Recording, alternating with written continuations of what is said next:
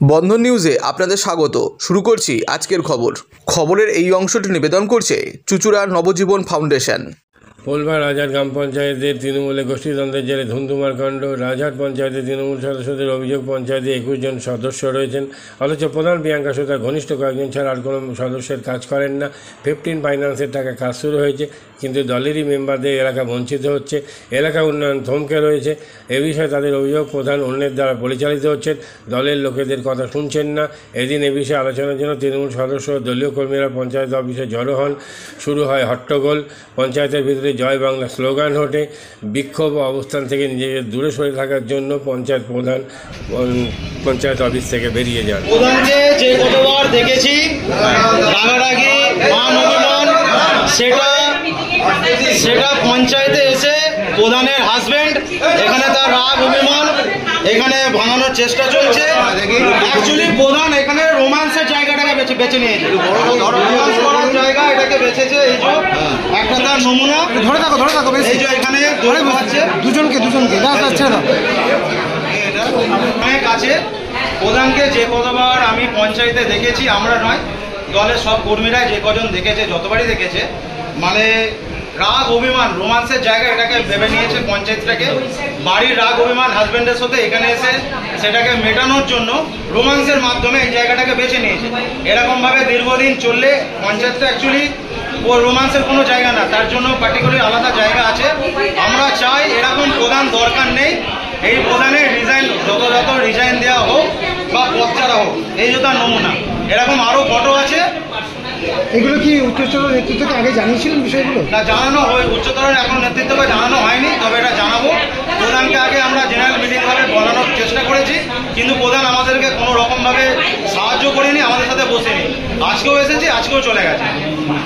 মমতা ব্যানার্জি আমরা পদত্যাগ দাবি করছি। মমতা ব্যানার্জি যে কটা মিটিং হয়েছে, যে কটা সভা হয়েছে চুঁচুড়াতে, সে কটা সভাতেই গেছে। আমাদের দলনেত্রী জননেত্রী যতবার মঞ্চে বক্তৃতা দিতে উঠেছে, অপমান করে উনি চলে, সেই সময় সবাইকে নিয়ে যে কজনকে নিয়ে গেছিল ওনার কলিগেরা, সেই কজনকে নিয়ে বাড়ি চলে এসেছে। পঞ্চায়েতটা যে গঠন হয়েছে, প্রধান নিজের মতন চলেন। প্রধানের সাথে যার সাথে সম্পর্ক ভালো আছে সেই একজন এসে ওনাকে বুদ্ধি যুক্তি দিচ্ছে, ওনার মতন উনি পঞ্চায়েত চালাচ্ছেন। তাহলে 21টা ওয়ার্ডের 21টা যে সদস্য আছে, সেই সদস্যদের মতন উনি কোনো কথাবার্তা কইছেন না। ওনাদের সাথে কোনো আলোচনা নেই, কোনো সম্পর্ক নেই। কোনো কাজ আসলে ওনাদের সাথে কোনো ডিভাইড করা হয় না, কোনো কিছু নয়। এমন অবস্থায় প্রধানের উপদেষ্টা হিসেবে যিনি ওনার বাহক, উনি পঞ্চায়েতে এসে মানে খাওয়া দাওয়া থেকে নিয়ে ওনাকে এরকম কাজ করো ওরকম কাজ করো উনি এসে বসে থাকেন। সেই অবস্থায় ওনাকেই একজনের সাথে বাক বিতর্ক হওয়াতে ওনাকে ধাক্কা দিয়ে বাইরে বার করে দেওয়া হয়েছে। এটা এরকমভাবে যদি হয় তাহলে পঞ্চায়েতটা তো সবাই মিলে এইভাবে এসে বসে থাকবে। তো এটা পঞ্চায়েতে একজন কেউ যদি কোনো কাজের জন্য আসে, একটা ক্যারেক্টার সার্টিফিকেট আসে, একটা ওয়ারেন্ট সার্টিফিকেটের জন্য আসে, তার কারণে সেই সময় আমাদের এখানে সাধারণ পাবলিককে ভুগতে হয়। তাহলে এইভাবে ওনারা কেন এসে পঞ্চায়েতে বসে থাকবেন? শঙ্কর মালিক বলে পঞ্চায়েতের যে প্রধান আছেন, প্রধানের একজন বাহক, উনি কেউ নন, অ্যাসিস্ট্যান্ট। উনি বয়ে নিয়ে আসেন, উনি বয়ে নিয়ে যান, বা ওনার কথাতেই উনি চলন বলন করেন। তাহলে আজকে আমার এখানে মোটামুটি সর্বদলীয়ভাবে যে 21টা ওয়ার্ডের সদস্য যারা আছে, মহিলা বা বেটা ছেলে যারা আছে, তাহলে এইগুলোকে পাবলিক দাঁড় করিয়ে কি করলো? একজন যদি এসে মাথা হয়ে এইভাবে পঞ্চায়েত চালায়, আরো কেউ আছে এসে পঞ্চায়েতে বসে মাথা চালায়, মানে এরকমই একটা নিজেদের মধ্যেই সমস্যা। আগেকারের প্রধান এখন রানিং প্রধান, সে প্রধান এখন নিজের মতো করে পঞ্চায়েত চালাচ্ছে। তার কোনো আদার্স মেম্বারদের গুরুত্ব না দিয়ে অন্য কোনো মেম্বারদের মানে প্রয়োজন পড়ে না। একটা কোনো সময় হলে মিটিংয়ে ডাকেও না, মিটিংয়ে নিজেই সিদ্ধান্ত নিজেই নেবে। কোনো একটা মিটিংয়ে এখন 8 মাস ধরে একটা ওয়ার্ডের একটা টিউবওয়েল চাওয়া হচ্ছে প্রধানকে, আমরা রেজুলেশনে করেছি, কিন্তু কোনো মতেই সে কাজ করায়নি। আচ্ছা, বিষয়টা দীর্ঘ 5 থেকে 6 বার মিটিংয়ে রেজুলেশনে বলা হয় যে প্রধান কিছুতেই কাজ করে। কেন? যেসব কাজগুলো হচ্ছে প্রধান মেম্বারের ওয়ার্ডের কাজের প্রয়োজন, যেসব কাজগুলো হচ্ছে প্রধান বলতে চাইছেন যে ওগুলো সব আগের বোর্ডে পাস হওয়া, এখন নতুন বোর্ডে কোনো পাস হয়নি। নতুন বোর্ডে কাজ না হলে অ্যাকশন প্ল্যান অনুযায়ী তো কাজ হয়। এবছর অ্যাকশন প্ল্যান হয়, সামনে বছর কাজ হয়, এটা তো সবাই জানে। সারাও সব জায়গাতেই হয়, আগে অ্যাকশন প্ল্যান হয়, 22-23-এর অ্যাকশন প্ল্যান, 23-24-এর কাজ হয়। কি নাম আপনার? লিপিকা কাঁঠালি। আপনি কি পঞ্চায়েত সদস্য? আমি 50 সদস্য এখন আছি, আগের বারে প্রধান ছিলাম। আপনাদের পঞ্চায়েত সমস্যা হচ্ছে পঞ্চায়েতের দেখুন যে মানে অ্যাকশন প্ল্যানের যেসব কাজগুলো আছে সেই কাজগুলো মানে এমন এমন ওয়ার্ডে দেখা যাচ্ছে যে, যেমন আমি প্রধানের ওয়ার্ডে যদি বলি, কিছুদিন আগে 8 লাখ টাকার কাজ হয়েছে, আর অন্য ওয়ার্ডে কাজ হচ্ছে না, মানে বিমাতৃসুলভ একটা আচরণ করছেন। যার জন্য আমরা সব সদস্য মিলে আজকে বলেছি যে প্রধান উপপ্রধানকে খবর দেওয়া ছিল, কিন্তু ওনার কাছে নেই, যে কোনো কারণে হয়তো এখান থেকে বেরিয়ে গেছে। মানে একটা ওয়ার্ডে হয়তো দেখা যাচ্ছে 3টে কাজ হচ্ছে, একটা ওয়ার্ডে কোনো কাজ হচ্ছে না। আর যে মানে যাদেরকে নিয়ে চলছে তারা নাই, ইয়েতে তোমার আপনার বিধানসভায় বিজেপি করেছে, ইয়ের সময় কংগ্রেস করেছে, পঞ্চায়েত ভোটে, লোকসভা ভোটে আবার সিপিএম করেছে। এইভাবে তাদের মদদে আজকে পঞ্চায়েতটা চলছে, কিন্তু সদস্যদের কোনো গুরুত্ব দেওয়া হচ্ছে না।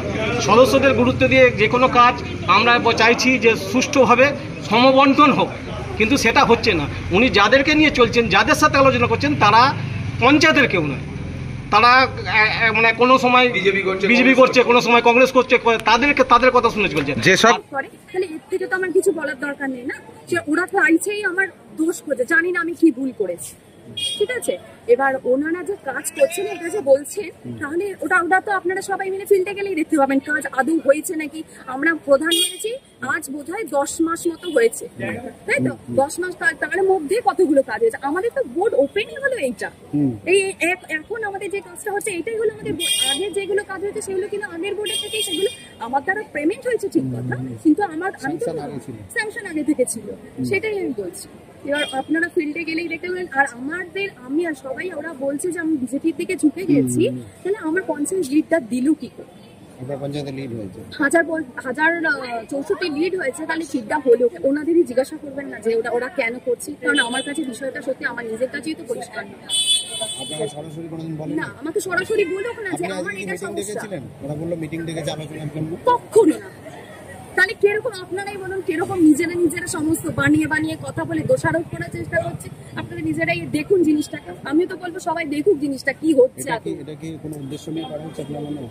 ওরা চাইতে একদম, আমি যেটা দেখলাম, ওরা চাইছে যে মানে আমাকে কি করে সরানো যায়। এবার আমাকে কেন ওরা সরাতে চাইছে সেটা আমি বুঝতে পারছি না। সেটা ওরা সরাসরি এসে বলুক না আমাকে, আমি এই দোষটা করেছি। আমি তো ওদের কাছে বলতে চাই যে হ্যাঁ, এই তোমাদের কোনটা অসুবিধা হয়েছে সেটা আমাকে বলো। আর সদস্যরা ওরা নিজেরা আমার সামনাসামনি এসে বলুক তো হ্যাঁ, কোনো সমস্যা আমাকে বলেছিল, আমি সমাধান করার চেষ্টা করলাম। ওরা ওটা কজন আসে পঞ্চায়েতে, কজন আসে আগে সেটা পঞ্চায়েতে কাজ চাইছে, কাজ পাচ্ছে না বলতে। এখন যারা এই তো কিছু জায়গায় একটা এখন 15 ফিনান্সের টাকা ঢুকেছে, কিছু সংসদ এখন কাজ পাবে।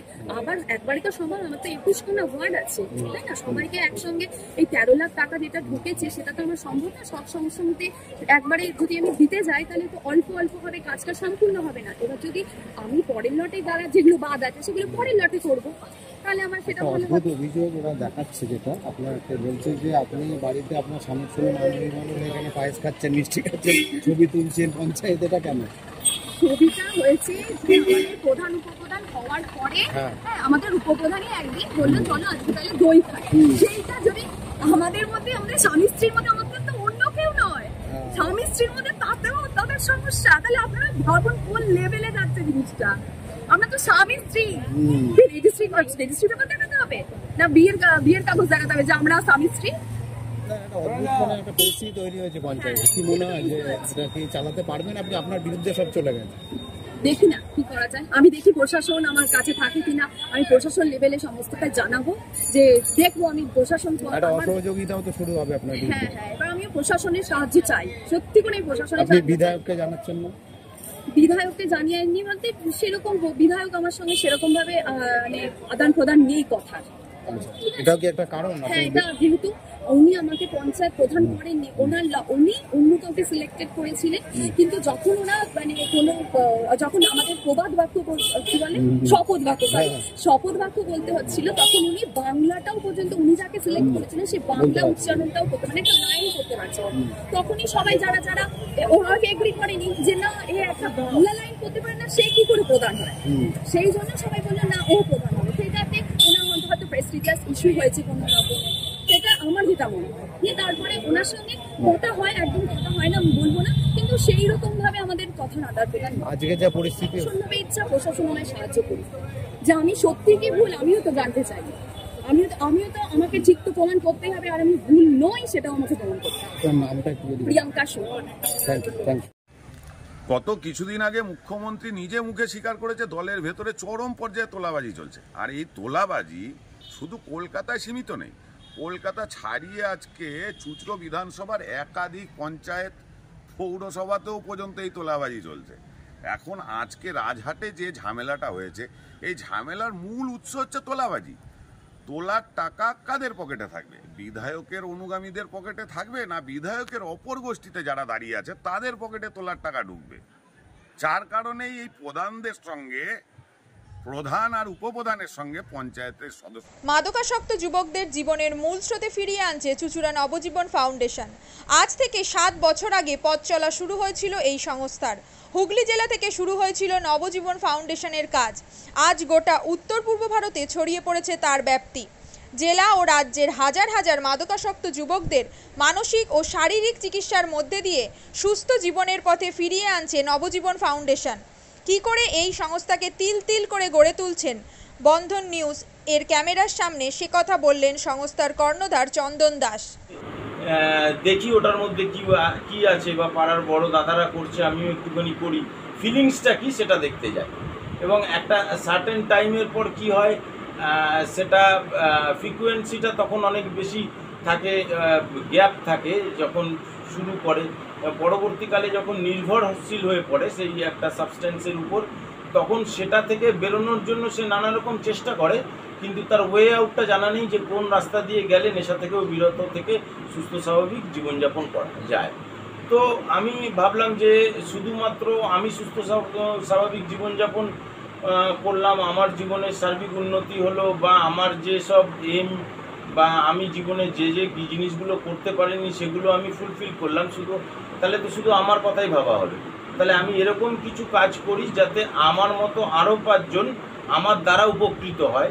এবং একটা সার্টেন টাইমের পর যখন মানুষ চায় যে ফিরতে, অথচ তার কাছে রাস্তা থাকে না, তখন এই একটা WHO ওয়ার্ল্ড হেলথ অর্গানাইজেশন একটা প্রসিডিওর বার করেছে।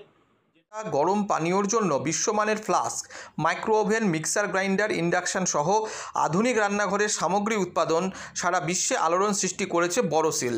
পাশাপাশি বিশ্বমানের সোলার গ্লাস, যা সোলার সিস্টেমের অন্যতম সামগ্রী তৈরি করে, সারা বিশ্বে নজির গড়েছে বড়সিল। দেশের বাজারে পাশাপাশি বিশ্ববাজারেও সব প্রতিযোগী কোম্পানিকে পিছনে ফেলে এগিয়ে চলেছে ভারতের বড়সিল। রাজস্থানের বড়সিল কারখানায় 1200 মহিলার কর্মসংস্থান হয়েছে। প্রতিদিন রাজস্থানের প্রত্যন্ত গ্রাম থেকে ওই মহিলাদের গাড়ি করে কারখানায় নিয়ে আসে কারখানা কর্তৃপক্ষ। তারা বড়সিলের বিশ্বমানের প্লেটের ডিজাইনে কাজ করে। দিনের শেষে তাদের গাড়ি করে বাড়ি ফিরিয়ে দেয় কারখানা কর্তৃপক্ষ।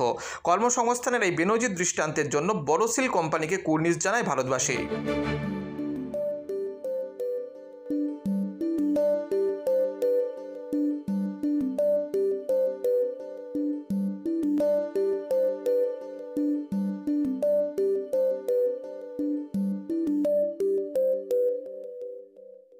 At Borosil, our products touch our customers' lives in many ways. Our philosophy is simple: understand the evolving needs of our customers and deliver solutions to meet them.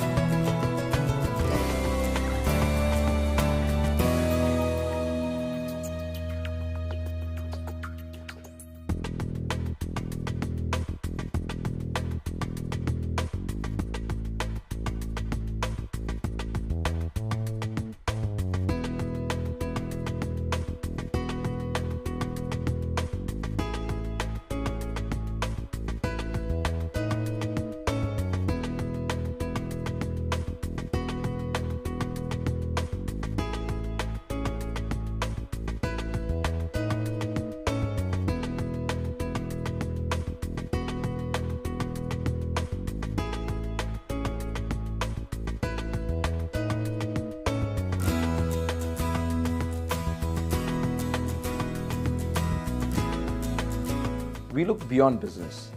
We promote green energy as well as provide healthcare and education for the underprivileged. In fact, this has been our heritage at Borosil.